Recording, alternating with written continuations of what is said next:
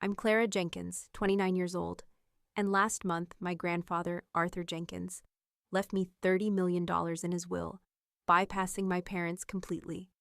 At his funeral, while I was still mourning, my father exploded when the attorney announced the inheritance.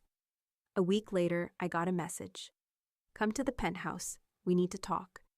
When I walked into my grandfather's study, my parents were waiting. My mother held a lighter. My father held the check.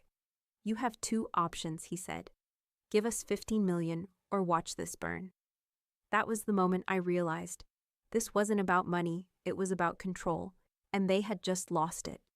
Before I share how that fire turned into freedom, let me know where you're watching from, and hit like and subscribe if you've ever had to stand up to family who couldn't stand to see you grow beyond them. This is the story of how I broke the cycle and built something better. Growing up in New York, I never had the kind of storybook family most children dream about. My parents, Robert and Eleanor Jenkins, were more invested in appearances and social standing than in the quiet, essential work of actually being parents. Sure, our massive penthouse on the Upper East Side dazzled our guests, but inside those pristine walls, warmth was a rare commodity. The one person who brought light into that cold world was my grandfather, Arthur Jenkins. Grandpa Arthur built his empire from the ground up, starting with a modest tailoring shop back in the 1950s. That tiny space eventually blossomed into the Jenkins Group, a fashion and retail powerhouse worth hundreds of millions. But unlike my parents, he never flaunted his wealth. He wore the same Timex watch for 50 years and drove old trucks until they coughed their last breath. "Money's just a tool, Clara," he used to tell me during our cherished Sunday afternoons at the New York Aquarium. "What matters is what you build with it." While my parents jetted off to Paris, Milan, or wherever the social elite gathered that season, Grandpa taught me how to identify fish species, fix old film cameras, and most importantly, how to value people for their character, not their bank accounts.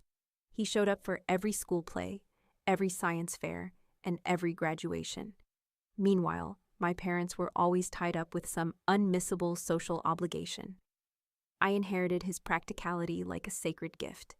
So after graduating from Columbia with a degree in marine biology and documentary filmmaking, I stunned my family by turning down a cushy executive role at Jenkins Group. Instead, I chose to dive, literally, into the world's oceans, documenting endangered marine life for conservation organizations. "You're throwing your potential away," my father roared, during what became one of our final confrontations 3 years ago. "Do you even realize what people would give for the opportunities you're squandering?" I responded calmly. "I'm creating my own opportunities." That only made him angrier. My mother, ever the tactful one, wasn't much more supportive. "Sweetheart, it's lovely that you have these passions, but surely you can pursue them while holding a respectable position in society."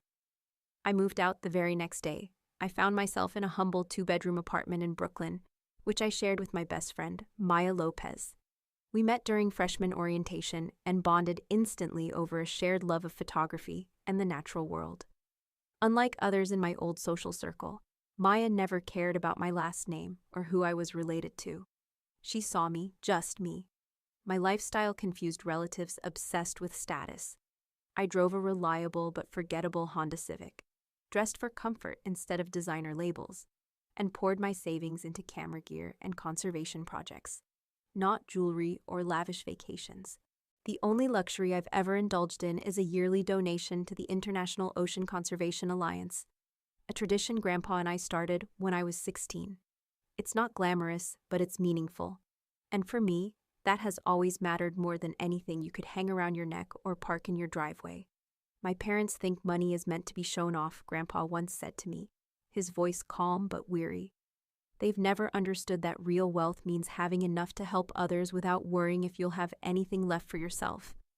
That was just one of the many lessons he passed down to me, not through lectures, but through quiet truths spoken over evening tea or long walks along the East River. His health began to decline last year, cancer. The kind that spreads and doesn't respond well to treatment. I dropped every international project I was working on and moved into his living room to care for him during what we both knew would be his final months. My parents came by occasionally, always with their lawyer in tow, trying to press him about inheritance matters while he was still lucid. He would send them away, waving them off with that same sharpness he once reserved for arrogant business partners. "There's time for that later," he insisted.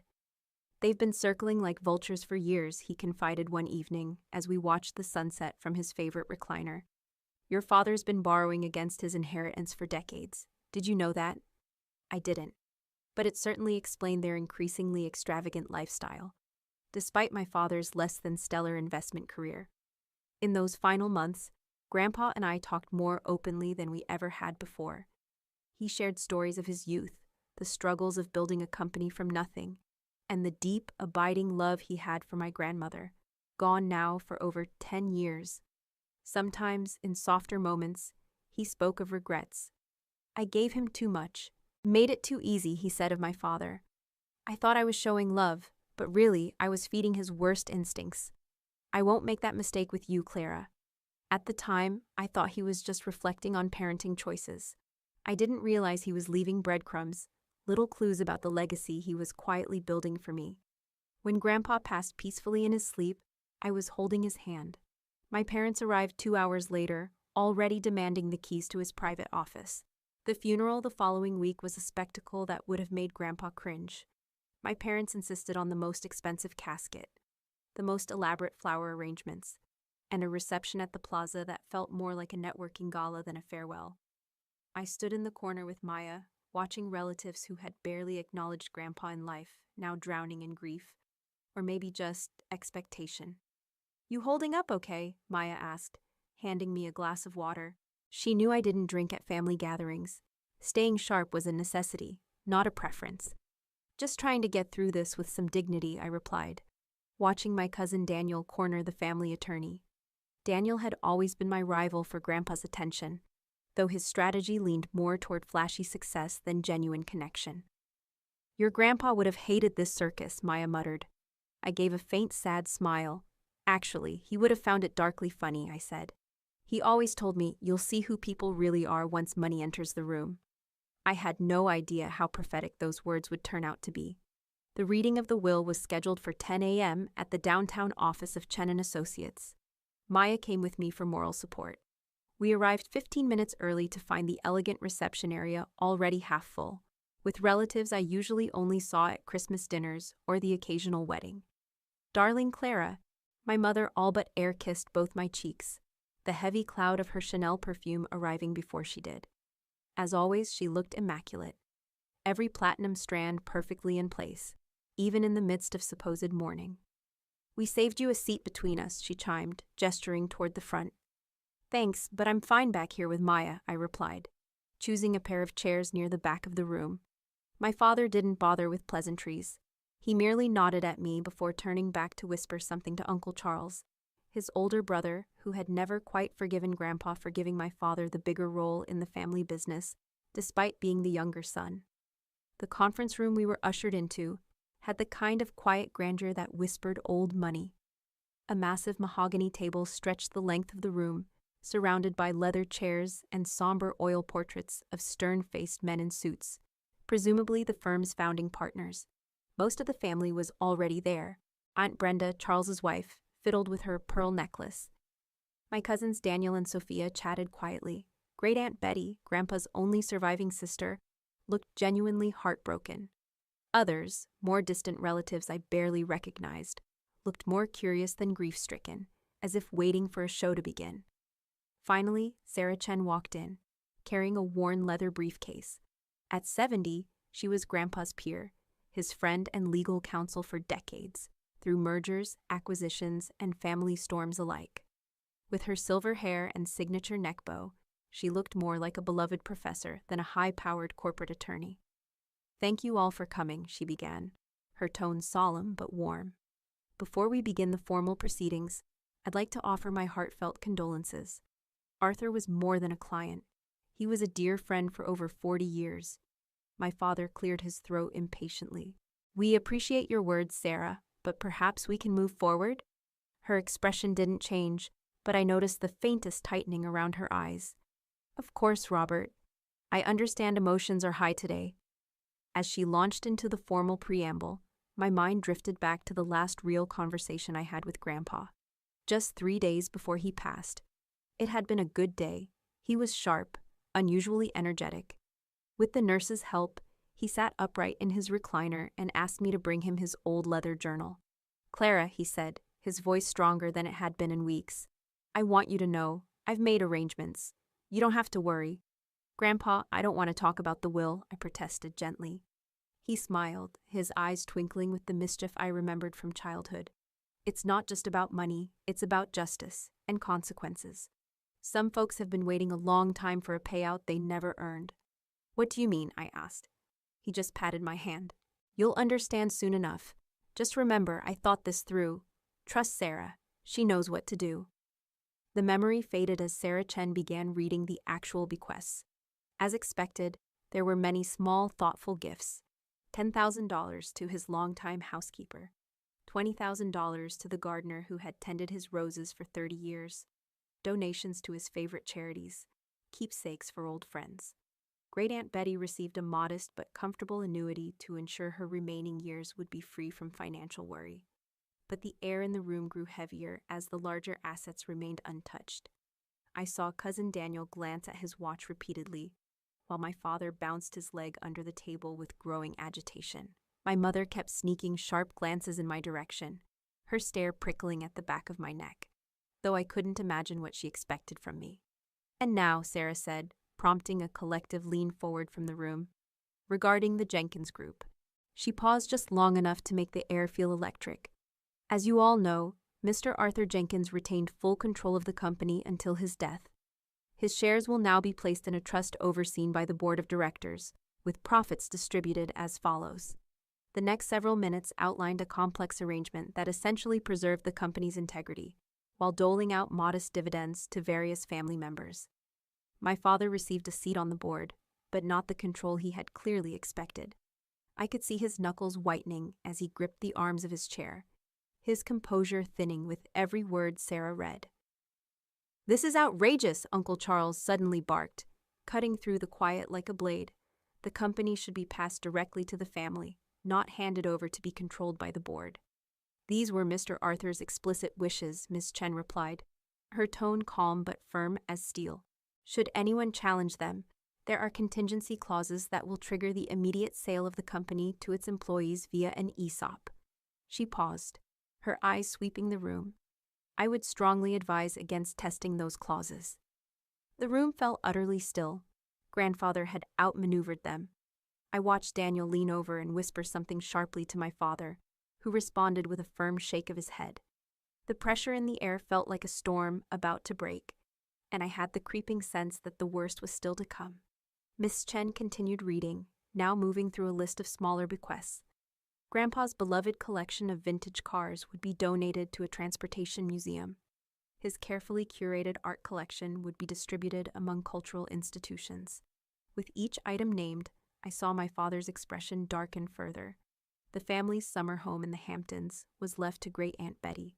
The Vermont ski lodge had already been sold, the proceeds earmarked for conservation efforts. "And the main residence," my mother blurted out, her composure finally slipping.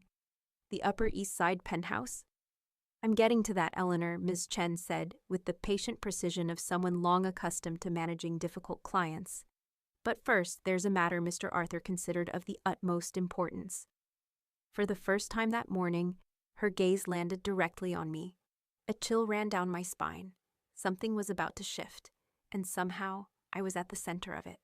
"To my beloved granddaughter, Clara Elizabeth Jenkins," Ms. Chen read, her voice softening. "I leave the sum of $30 million to be transferred immediately upon the reading of this will into trusts established in your name." The silence that followed was total. It was as if the room had been vacuum sealed, every breath stolen by disbelief. $30 million. My mind could barely process the number. I made a modest living documenting marine life. This was more than I could ever spend in several lifetimes. The silence shattered like glass. "This is absurd," my father shouted, leaping to his feet so suddenly his chair crashed against the wall. "There must be some mistake." "This is outrageous," my mother added, her perfectly rehearsed calm finally cracking. Daniel spat out a string of profanity that made Aunt Betty gasp and clutch her pearls. In the middle of the chaos, I remained frozen, my thoughts jammed by what I'd just heard. Maya gently squeezed my hand beneath the table, anchoring me. Ms. Chen raised a hand, calling the room to order. "There's more," she said simply. Once the noise settled, she added, "This inheritance comes with a personal message from Mr. Arthur." She opened a folder and pulled out a sealed envelope, handing it to me. With trembling fingers, I unfolded the letter and instantly recognized my grandfather's steady, slanted handwriting. "My dearest Clara," I read silently as the room held its breath.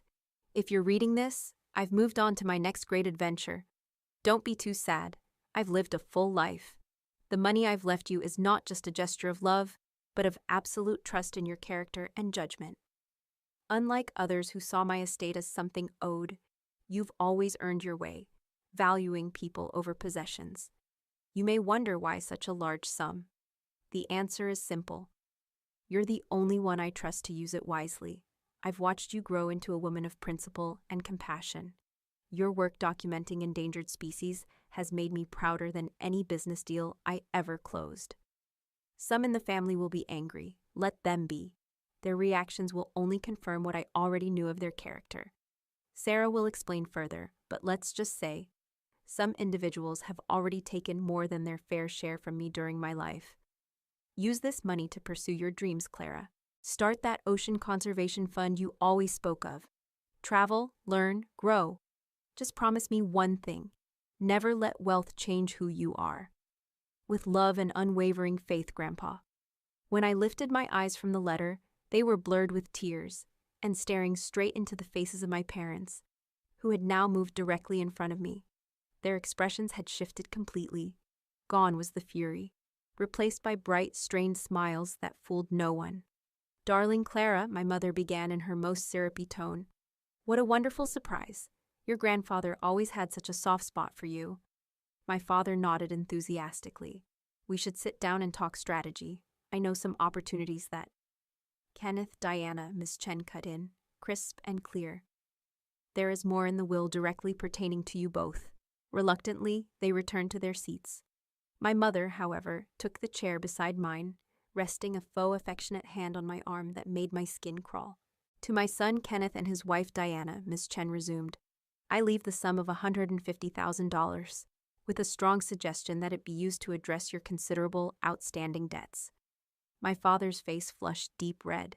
"This is outrageous. After everything I've done for this company." Miss Chen didn't blink.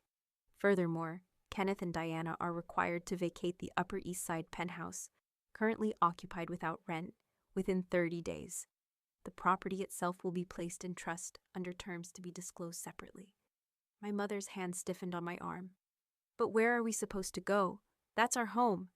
"That was never your home, Diana," Miss Chen said, not unkindly. "It always belonged to Mr. Arthur. He allowed you to live there as a courtesy." The reading went on, more bequests announced, more names called, but I barely heard any of it. My mind was still spinning from everything that had just unfolded. Not only had Grandpa left me a fortune, he had also, with quiet deliberation, cut off my parents from their financial lifeline. That modest $150,000 wouldn't begin to cover their debts, not if Grandpa's words about their finances were even half true. As the official reading of the will came to an end, family members began drifting out, some pausing to offer forced congratulations, their words hollow and eyes tight with resentment. Others didn't bother pretending, too incensed to even look my way. Just as I was about to leave, Ms. Chen raised her hand. "I'd like Clara to stay for a private conversation," she said firmly. "And her parents as well," she added, when they tried to usher me out with them. Once the room had cleared, leaving just the four of us and Maya, who I insisted stay by my side, Ms. Chen opened a new folder. "Mr. Arthur requested I share this information privately," she explained, sliding a set of documents across the table. "These are records of loans extended to Kenneth and Diana over the past 15 years, totaling nearly $12 million. Not a single repayment was made. My father didn't even try to deny it. Those were advances on my inheritance, not loans." "They were legally documented as loans," Ms. Chen corrected, "with interest, none of which has been paid." "We're family," my mother protested. "Arthur understood our position. We had a certain standard to uphold." Ms. Chen continued as if she hadn't heard. In addition, there are issues regarding unauthorized withdrawals from several Jenkins Group accounts under Kenneth's management. The forensic audit is extensive. My father paled. Those were legitimate business expenses: the Maldives property, the yacht, the gambling debts in Monaco. Ms. Chen raised an eyebrow. Mr. Arthur chose not to pursue criminal charges during his lifetime for the sake of the family's reputation, but he was fully aware of those activities. I felt a wave of nausea. The man who once lectured me about responsibility and preserving family legacy had been quietly stealing from his own father for years. This, Ms. Chen said, her voice firm, is why Clara has received the majority of the liquid assets. Mr. Arthur no longer trusted you with large sums of money, Kenneth. This is absurd, my father snapped, turning to me now. Clara, you can't possibly need $30 million. As your parents, we expect you to do the right thing. The right thing, I repeated, my voice finally finding its footing. Family supports family, my mother chimed in smoothly. Your grandfather clearly wasn't thinking straight in the end. We could contest the will, create a public scandal, or we can settle this quietly as a family. And what exactly is it that you want? I asked, though I already knew the answer. We'll need at least $15 million, my father said, as casually as if he were ordering dinner, just to meet our obligations and maintain our lifestyle. That would be fair. I looked at them, really looked, perhaps for the first time in my life. These were the people who had prioritized social status over parenting. The ones who missed my college graduation for a yacht party. The ones who criticized every choice I ever made that didn't align with their materialistic values. And now, they were asking me to bail them out of a disaster entirely of their own making. No, I said simply. What did you say? My father's voice dropped dangerously low. I said no, I'm not giving you the money. Ms. Chen cleared her throat delicately. Before this discussion goes any further, Mr. Arthur asked me to give this to Clara. She handed me an envelope containing an actual check, yes, a physical check, for $30 million. He thought you might like something tangible to mark the occasion, although the funds have already been wired. I held the check, staring at the surreal string of zeros. This conversation isn't over, my father warned as Ms. Chen ushered us toward the door. We'll continue this at home. That's no longer your home, I reminded him softly, the check still in my hand. Against my better judgment, I agreed to meet them later that afternoon at my grandfather's penthouse. Maya offered to come along, but I knew this was something I needed to face on my own. Keep your phone on, she said, and call me if anything gets weird. When it comes to my family, I said with a faint smile, define weird. The home where I'd shared some of the happiest hours of my childhood with Grandpa now felt tainted by the presence of my parents. They were waiting for me in his study. My father paced near the window, glancing out at the garden like he could escape through it. My mother sat on the leather couch, posture stiff, her body radiating tension like it was armor. Clara, my father began bluntly, no preamble, no warmth. You need to understand our position. Everything we've ever done was for the legacy of this family. I stayed near the door, arms folded. What legacy? The legacy of living beyond your means? Of bleeding Grandpa dry under the guise of his generosity? Of embezzlement dressed up as entitlement? Don't be dramatic, my mother interjected, her tone smooth like glass, hiding cracks beneath. Your grandfather spoiled you because you were his little pet project. His artist granddaughter with her camera and her causes. That was charming to him. But running a family like ours takes more than marine life photos and charitable hobbies. And what exactly have you contributed to this family, aside from spending its money? My father slammed his hand down on Grandpa's desk. That's enough. We're your parents. We gave you everything, the best schools, the right connections, the opportunities. Grandpa gave me those, I corrected softly, when he wasn't busy covering for your mistakes. You ungrateful little... He stopped himself, trying visibly to regain control. Listen to me. Your grandfather wasn't thinking clearly at the end. The cancer drugs, they clouded his judgment. Funny how neither of you ever questioned his judgment when he was bailing you out of your latest financial disaster. My mother shifted tactics. Her voice softened, like velvet concealing a dagger. Sweetheart, we know you're grieving. We all are. But think about what this money could mean, for all of us. We could resolve temporary financial setbacks, restore the vacation properties, Ensure the family name still commands respect in the right circles. You mean continue pretending to be wealthier than you are, while contributing absolutely nothing of value to anyone? You ungrateful brat! My father shouted now, the mask completely off. After all we've sacrificed for you. What exactly did you sacrifice? I asked. The words calm, but laced with steel. From where I stand, it was Grandpa who sacrificed everything, while you took advantage of him. He was my father. That money should have come directly to me, he bellowed, his face twisted with fury, not funneled through my daughter in some posthumous power play. Maybe he knew he couldn't trust either of you with it, I said quietly. My mother stood, stepping toward me with those calculating eyes I knew all too well. Clara, be reasonable. We're talking about your future too. Without our guidance, you're bound to make mistakes. You don't understand how the world of real wealth operates. I understand enough to know that $30 million doesn't vanish unless someone is catastrophically irresponsible with it. Like the two of you have been with everything Grandpa ever gave you. My father, suddenly composed again, adjusted his tie. Here's what's going to happen.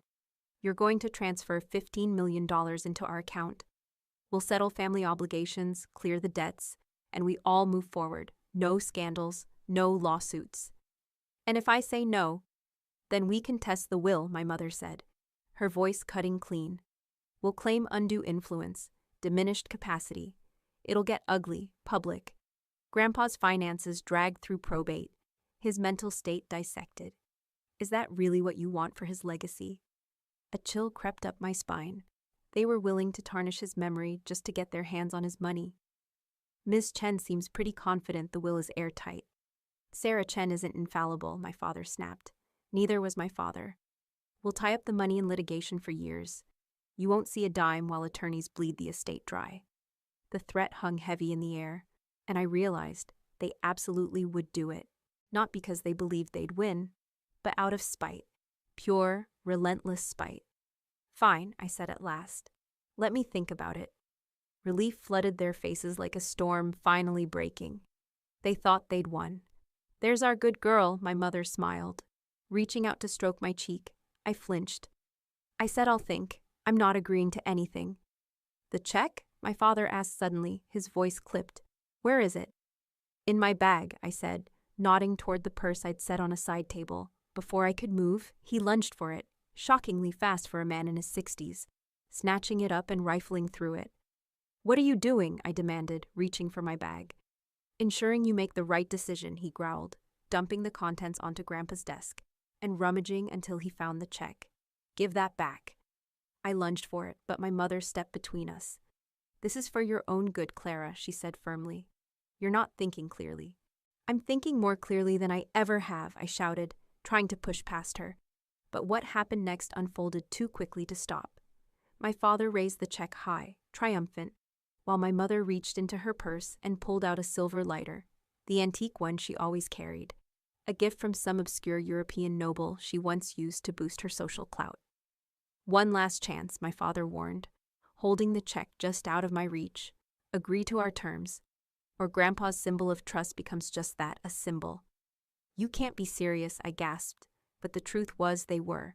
That check was written to me. It's my property. Not anymore, my mother said coolly, flicking the lighter. My father lowered the check into the flame. 15 million, that's our offer. I told you already, the funds were wired electronically, I pleaded. Burning that check won't change a thing. Then why are you so worried? His eyes narrowed. No, I think it means more to you than you're letting on. Maybe Sarah lied. Maybe this check is the only way you really get the money. You're being insane, I started, but he wasn't listening. With a nod to my mother, he dipped the corner of the check into the flame. No, I screamed, reaching for it, but they blocked me. The fire took quickly, curling the paper into a dark husk, the edges blackening and falling apart. Within seconds, it was gone. You'll never see a penny now, he said coldly, brushing the ashes off Grandpa's desk like trash. It's ours now. Tomorrow we meet with Sarah Chen and explain you consented to an alternate division. With the check destroyed, she'll have to release the funds the right way. It hit me then, the full, absurd horror of what just happened. And before I could stop myself, I started to laugh. It began as a quiet chuckle, then grew, uncontrollable, until I was bent over in hysterics. My parents exchanged alarmed glances. "She's hysterical," my mother muttered, reaching for her phone. "I'll call Dr. Winters." "No," I gasped between laughter. "I'm not hysterical. I'm just shocked at how badly you've misunderstood everything." "What's so funny?" my father snapped, his smugness suddenly cracking. I managed to steady my laughter just enough to speak. "The check you just burned, it was symbolic. The money's already in trusts under my name. Miss Chen arranged everything weeks ago." Their expressions shifted, from confusion to disbelief to the unmistakable horror of realization. "You're lying," my mother accused, but even she didn't sound convinced. "Call Sarah Chen if you don't believe me," I offered, pulling out my phone. "She's on my speed dial." Or better yet, I tapped the screen a few times and held it up. "Here, I just logged into one of the trust accounts. Take a look for yourselves." They both leaned in, eyes locking on the screen. $15 million, just in this one account. "That can't be possible," my father stammered. "Grandpa knew you better than you thought," I said quietly. "He anticipated exactly what you might try. That's why the check was ceremonial, a test, maybe. A way to see what you'd do when faced with temptation." "A test we failed," my mother whispered, sinking onto the couch. "Spectacularly," I added. My father's face contorted with fury. "This isn't over. We can still contest the will, claim fraud, manipulation." The study door opened, and Sarah Chen stepped inside, flanked by 2 uniformed security officers. "Actually, Kenneth," she said, her voice as calm as ever, "it is over. I received an alert the moment Clara's check was destroyed. It was embedded with an RFID chip for precisely this scenario." "You were tracking us," my mother gasped, clutching her pearls. "I was protecting my client's interests," Miss Chen replied smoothly. "Mr. Arthur predicted you might resort to desperate measures. Officers, please escort Mr. and Mrs. Jenkins from the premises. They are no longer welcome here." "This is outrageous," my father exploded. "I'll sue you into oblivion. I'll have your license revoked." Ms. Chen remained composed. "You're welcome to try, Kenneth, but before you do, you might want to consider the forensic evidence I've collected. Evidence of embezzlement from Jenkins Group. Evidence that, until now, hasn't been shared with the board or the authorities." My father turned pale. "You wouldn't." "I absolutely would," she said firmly. "Mr. Arthur chose not to press charges in his lifetime, for Clara's sake. I do not share his restraint." My mother stood shakily. "This house is still ours. You can't throw us out." "Actually, I can," I said, discovering a new steadiness in my voice. "As of this morning, I'm the legal owner of this property." "What?" They both turned toward me in stunned disbelief. "Another clause in the will," Ms. Chen explained. "The Upper East Side property was placed in a trust with Clara as the sole beneficiary. The trust was activated the moment Mr. Arthur passed, though you were granted a 30-day grace period to vacate. Based on your actions today, that grace period is now officially revoked." "You can't do this to us," my mother pleaded, her carefully composed facade finally cracking. "Where are we supposed to go?" For the first time, I felt a flicker of pity, just enough to soften my tone, not my resolve. "You have the $150,000 Grandpa left you. That's enough to rent a decent apartment while you figure things out." $150,000. My father looked as though he'd been punched in the gut. "That won't even cover the interest on our debts." "Then maybe it's time to start living within your means," I said gently. The security officer stepped forward, signaling the end of the discussion. My parents had no choice but to leave, though my father couldn't resist one last parting shot. "This isn't over, Clara. Family doesn't treat family like this." "No," I agreed. "Family doesn't burn checks, threaten lawsuits, or steal from each other. You taught me exactly what family shouldn't be." Once they were escorted out, Ms. Chen lingered behind. "Your grandfather would be proud of how you handled that," she said. "He knew it wouldn't be easy." "Did he really think they'd try to destroy the check?" She gave me a small, bittersweet smile. Arthur understood his son better than Kenneth ever realized. The RFID chip was his idea. He told me, "People reveal who they truly are when they think they have nothing left to lose." I looked around the study, surrounded by memories of Grandpa, his books, his chessboard, the quiet wisdom he left behind. "What do I even do now, Sarah?" $30 million. "It's overwhelming." "Take your time," she advised. "There's no rush. The trusts are structured to preserve the principal while providing you with a generous income. You can focus on your films, travel, or whatever brings you joy. An idea was already forming in my mind. The first thing I want to do is buy this house. Officially, no trusts, no legal arrangements. I want it in my name. That can be arranged easily, she nodded. May I ask why? I ran my hand across Grandpa's old desk, remembering the afternoons we spent playing chess when I was 8. Because it belongs in the family, the real family, with the people who loved him for who he was, not for what he could give them. Ms. Chen nodded with approval. I'll begin the paperwork tomorrow. As she prepared to leave, she handed me a small key. One more thing. Arthur wanted you to have this. It unlocks his private safe in the library. Inside, you'll find personal journals, family history, and things he believed would help you understand why he made the choices he did. When she left, I stood alone in the study, feeling both the weight of responsibility and the lightness of freedom. For the first time in my life, I was truly independent, financially and emotionally. No more guilt-driven obligations, no more manipulations masked as tradition, no more defending my choices or lifestyle. For the first time, I was free. I called Maya the moment the house finally felt quiet again, eager to tell her everything.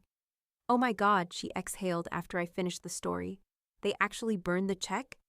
That sounds like something straight out of a movie. Sometimes real life is stranger than fiction, I said, with a dry laugh, finally able to find some humor in the chaos. You should have seen their faces when Sarah Chen walked in with security. Priceless. So what now? Private jets to Paris? Malibu beach house? Millionaire status unlocked.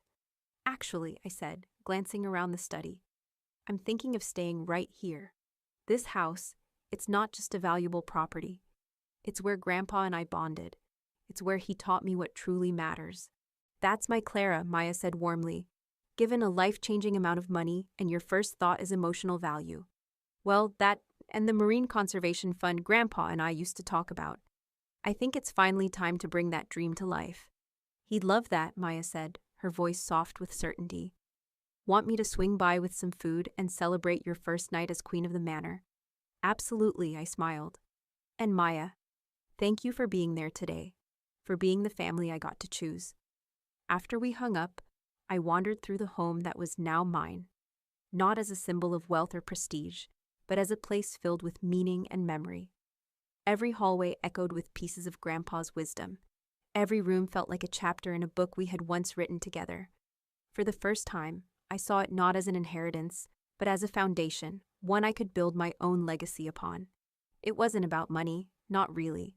It was about using resources wisely, just as Grandpa taught me. About creating something meaningful, something that would outlast me the way his work had outlasted him. And maybe, more than anything, it was about breaking the cycle, ending the generational grip of entitlement and materialism that had poisoned my parents. It was about proving that the Jenkins name could mean something better than what they turned it into. With that resolve anchoring me, I made my way to the library, where Grandpa's private safe waited with the last lessons he had prepared for me.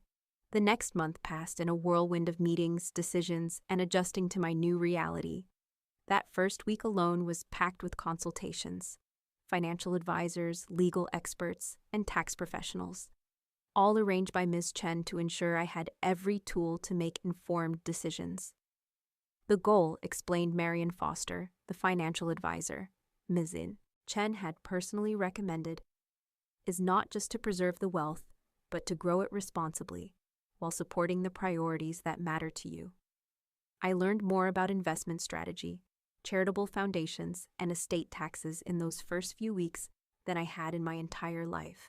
But unlike my parents, who treated money like a trophy or a toy, I approached it as a tool, just as Grandpa had taught me. Most people who come into sudden wealth try to change everything at once, Marion warned during one of our sessions. I recommend a gradual transition.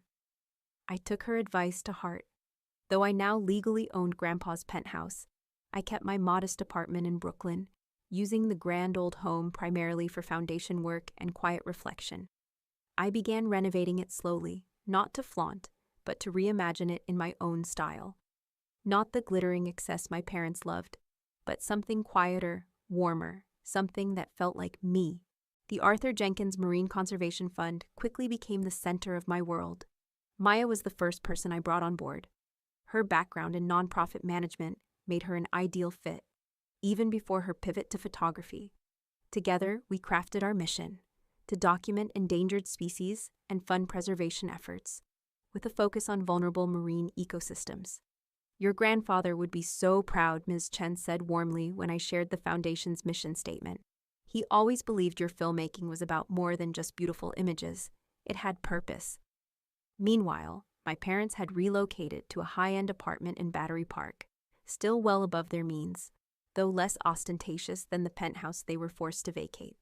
They made several attempts to re-establish contact, each one more transparent than the last. "Darling Clara," my mother cooed, during one unexpected visit to my apartment. "We've had time to reflect. Families have disagreements, but blood is thicker than water." "What do you want, Mother?" I asked bluntly. She didn't even bother with the pretense anymore.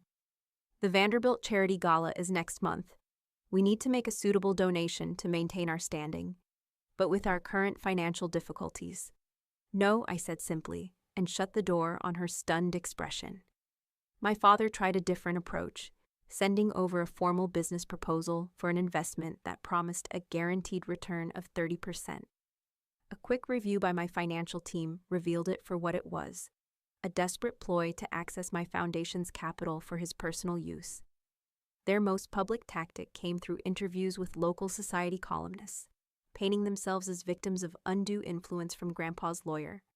The stories drew little attention but managed to alienate them further from New York's old money circles, where discretion is valued above all else. But not every family connection was toxic. My cousin Sophia, Uncle Charles's daughter, had always been kind, if distant. She reached out one day, her tone carrying genuine warmth. "I've always admired the way you stood firm with the family," she said, over coffee at a quiet cafe of her choosing. "I just never had the courage to do the same." "It's less about courage and more about stubbornness," I admitted. "Having Grandpa in my corner helped too." "Uncle Arthur saw something in you worth nurturing," she said. "The rest of us were too busy competing for status to notice what really mattered to him." Our conversation revealed that Sophia had been quietly studying marine biology, hiding her passion from parents obsessed with prestige. Finding this shared ground led her to become the Foundation's second hire, taking charge of marine habitat restoration initiatives. Through my grandfather's journals, discovered inside the private safe in his library, I gained a far deeper understanding of the forces that had shaped our family. He wrote with raw honesty, especially about the regrets he carried from raising my father. I tried to bridge the emotional gap with money, he confessed in one particularly poignant entry, only to realize, far too late, that material compensation widens emotional distance. I won't make the same mistake with Clara. His writings also revealed a growing awareness of my parents' financial misconduct.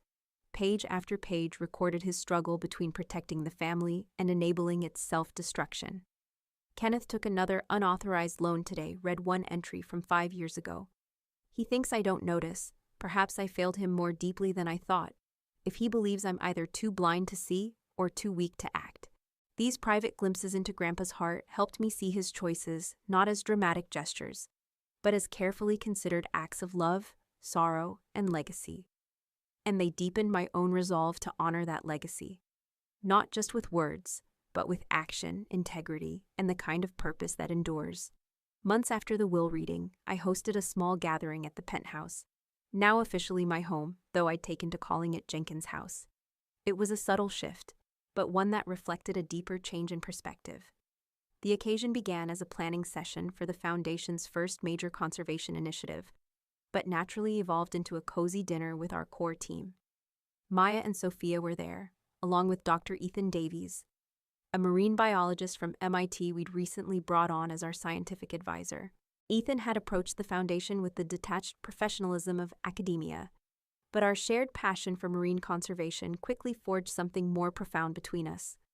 "I expected a bored heiress pretending to care about the environment," he admitted one evening, as we reviewed trap camera footage of elusive short-finned pilot whales. "I've never been so happy to be completely wrong. Unlike others who suddenly found me interesting after news of my inheritance spread." Ethan seemed wholly indifferent to my financial standing. He drove a 10-year-old Prius, lived in a modest faculty apartment, and often forgot to cash his consulting checks. Money is just potential energy, he once told me during a spirited debate over conservation strategy. It only matters when it's converted into kinetic energy, real change in the world. It was exactly the kind of thing Grandpa would have said. And that likeness didn't go unnoticed by me. As our professional relationship gradually grew into friendship and perhaps something more, I found myself approaching it with the same cautious deliberation I applied to foundation decisions. My newfound wealth hadn't made me more trusting. If anything, it made me more wary of people's motives. "You can relax, Maya teased, after watching one of my long conversations with Ethan. "That man is clearly into you, not your bank account. He turned down a Stanford grant just to keep working with our little foundation." "Our foundation isn't so little anymore," I deflected. Though her point was taken. In truth, the Arthur Jenkins Marine Conservation Fund had expanded rapidly in its early months. Our first land acquisition, 800 acres of critical marine-adjacent habitat in Maine, had garnered positive press and opened doors to new donors and strategic partners. We began exploring expansion along the Long Island Sound corridor. All the while, I continued my work as a documentary filmmaker, now with the luxury of choosing projects aligned with the Foundation's mission. Our first major exhibition, Mysteries Beneath the Surface, spotlighted rare species fighting for survival in the last wild corners of our oceans. On opening night, standing beside large-scale prints of beluga whales, bull sharks, and yes, the very same short-finned dolphins from Ethan's footage, I felt Grandpa's presence more strongly than ever. He would have loved seeing his resources transformed into this kind of impact. Tangible, meaningful protection for a natural world he and I both cherished. "Your grandfather would be proud," Miss Chen murmured beside me as I greeted guests. "Not just of the foundation," she added, "but of how you've handled everything." "I hope so," I replied, watching Ethan animatedly explain the ecological importance of coral reefs to a circle of potential donors. "I'm just trying to make choices he'd approve of." "Arthur didn't want you to live your life seeking his approval," she gently corrected. "He wanted you to live by your values, the ones he helped cultivate, but never tried to control." Her words stayed with me long after the event ended. Was I making decisions because I truly believed in them, or because I was still seeking Grandpa's validation? It was a question I kept returning to, especially as the foundation grew. And so did my personal life. When my parents made one final attempt at reconciliation, this time through their family attorney instead of another uncomfortable visit, I found myself at a crossroads. The letter spoke of a fresh start, contingent upon transitional financial support, a thinly veiled request for yet another bailout. For days, I wrestled with how to respond. What would Grandpa want me to do? What did I want to do? Were those answers the same, and did they need to be? The answer came to me one quiet evening as I reread one of my grandfather's journal entries, one he had written just before his diagnosis. "The greatest gift we can give the people we love," he had penned, "is not shielding them from consequences, but trusting in their ability to learn from them." The next morning, I sent a short, measured reply to my parents. I declined any form of financial support but offered something more enduring: honesty. In the letter, I detailed the toll their choices had taken on me throughout my life, and expressed a hope, however distant, that someday they might value our relationship more than the resources they once chased. They never responded, but I felt lighter having written it. I had freed myself, not just from obligation, but from resentment. For the first time, I treated them not as a wounded child seeking approval or pity, but as an adult with boundaries. That shift became a turning point, not just in how I dealt with them, but in how I approached every relationship and decision going forward. The Arthur Jenkins Marine Conservation Fund was no longer simply my grandfather's dream that I was executing. It had become my vision, shaped by my experiences and values. The penthouse had evolved from a mausoleum of memory into a living headquarters, pulsing with purpose and possibility. And most importantly, I had grown beyond being just Arthur Jenkins' granddaughter. I was now unmistakably Clara Jenkins, a woman defined not by her inheritance or family name, but by the choices she made and the impact she created. A year after that life-changing will reading, I stood on a small podium overlooking what had once been my grandfather's favorite fishing spot, now the heart of the Arthur Jenkins Marine Sanctuary.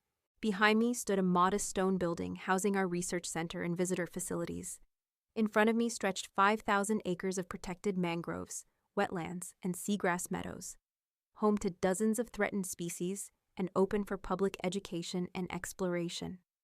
Today, I told the gathered crowd of conservation partners, local officials, and journalists, we are not just opening a wildlife sanctuary, we're continuing a legacy of stewardship that my grandfather believed in deeply.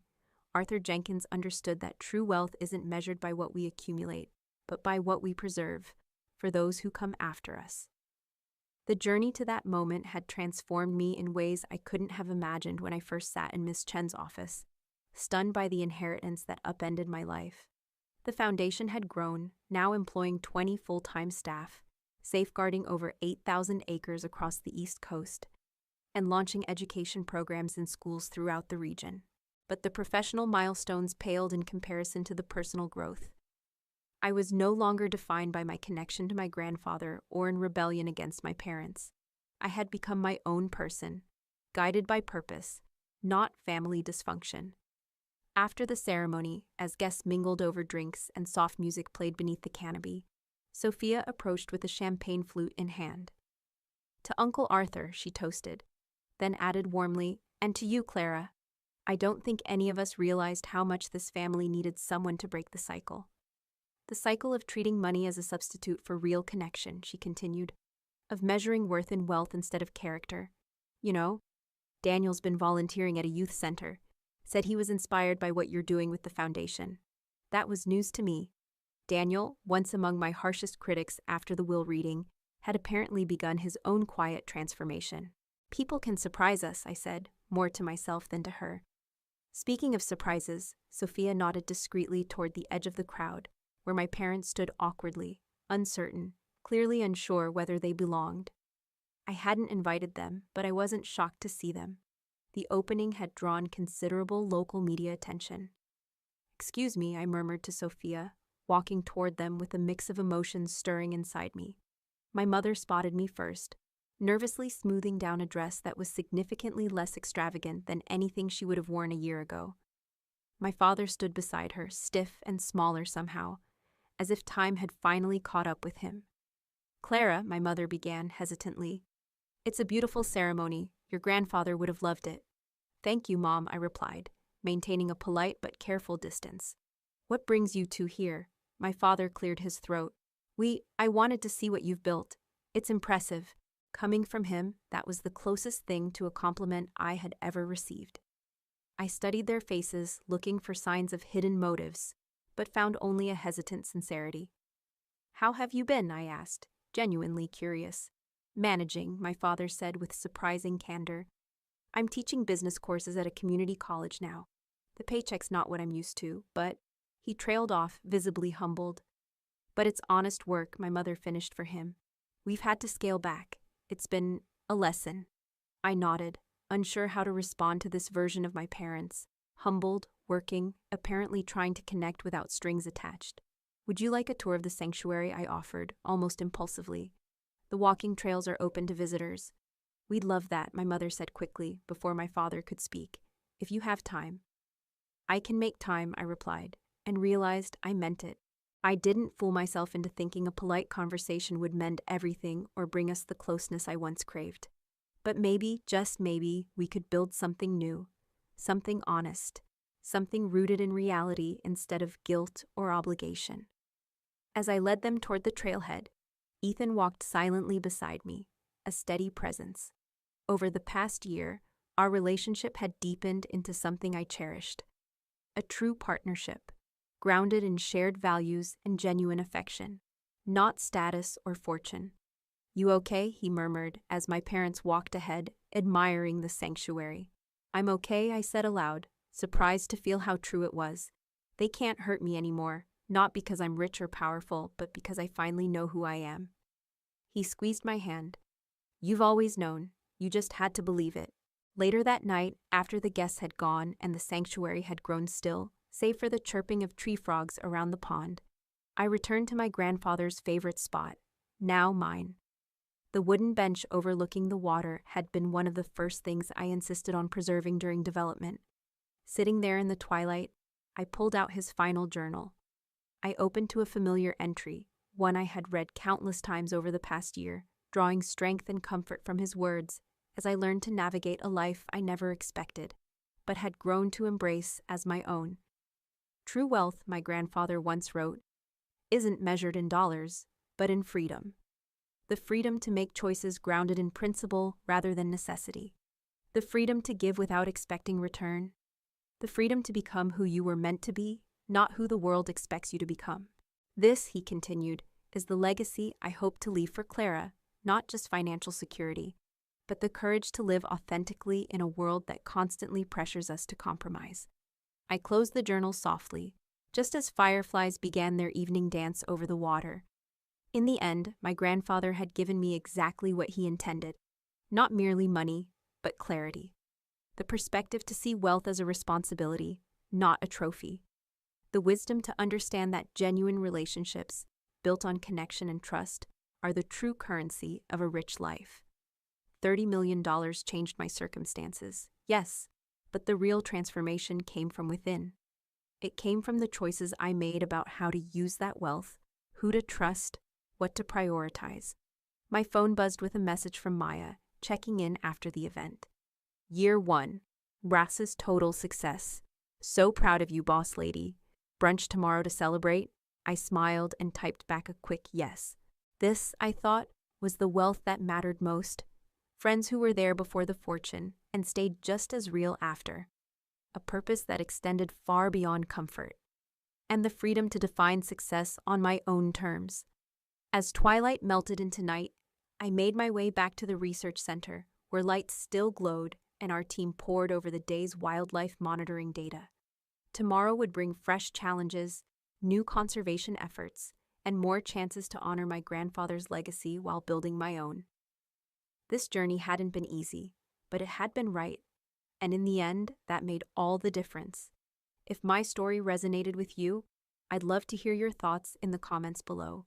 Have you ever had to stand your ground against family pressure? What do you think defines true wealth?